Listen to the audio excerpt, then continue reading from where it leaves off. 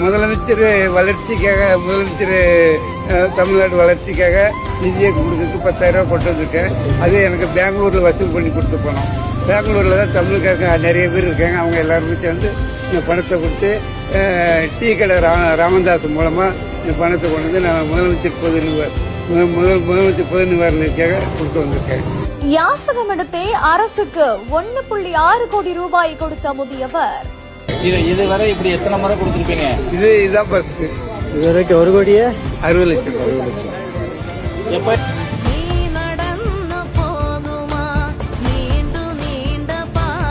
விஜய் தலைமையிலான தமிழக அரசுக்கு 10,000 ரூபாயை தனது கையால் வழங்கிய நிகழ்ச்சி. மாவட்ட ஆட்சியர் அலுவலகத்தை தேடி வந்து இப்படி ஒரு செயலா? அவங்க சொன்னாங்க இந்த ஆட்சி வந்ததுனால நல்லா இருக்கும் தமிழ்நாடு, அதனால நாங்கெல்லாம் வசூல் பண்ணி கொடுக்குறோம்ல அந்த முதலமைச்சர்